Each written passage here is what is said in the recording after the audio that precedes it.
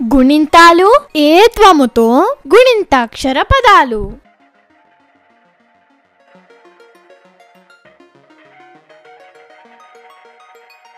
గుణింతాలు ఎలా ఏర్పడతాయి? హల్లులకి గుణింతపు గుర్తులు కలిస్తే గుణింతాలు ఏర్పడతాయి. గుణింతాలలో అక్షరాలను గుణింతాక్షరాలని అంటారు. ఇప్పుడు హల్లులను ఒకసారి గుర్తు చేసుకుందామా? కా, ఖ, గ, ఘ, చ, ఛ, జ, ఝ, ట, ఠ, డ, ఢ, ణ, త, థ, ద, ధ, న, ప, ఫ, బ, భ, మ, య, ర, ల, వ, స, ష, స, హ, ళ, క్ష, ర. ఇవన్నీ హల్లులు.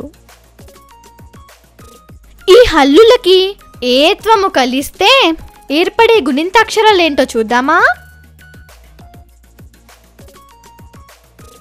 కాకి ఏత్వమిస్తే కే, ఖాకి ఏత్వమిస్తే ఖే.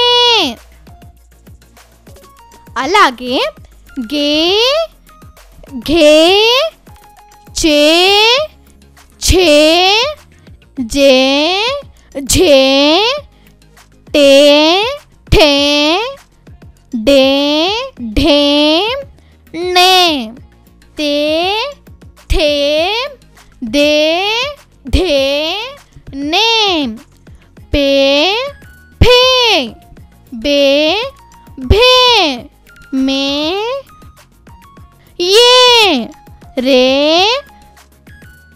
లే, వే, సే, షే, సే, హే, లే, క్షే, రే.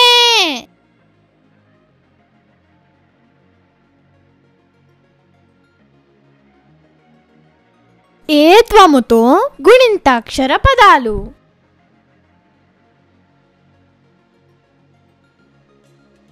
వేప, తేమ, చేలు, గేదె, పేరు, నేను, నేయి, మేలు, వేరు, రేపు, తేలిక, వేదిక. ఈ పదాలలో పసుపు రంగులో ఉన్న అక్షరాలు ఏత్వముతో గుణింతాక్షరాలు.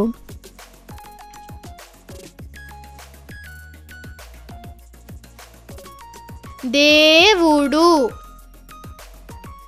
నేరేడు, దేశము,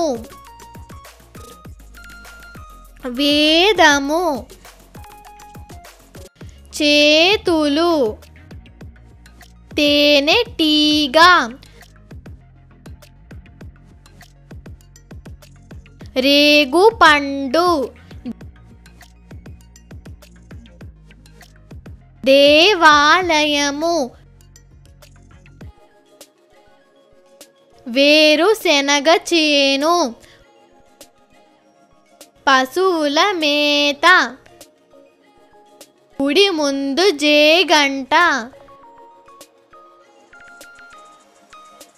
ఈ పదాలలో పసుపు రంగులో ఉన్న అక్షరాలు ఏత్వముతో గుణింతాక్షరాలు.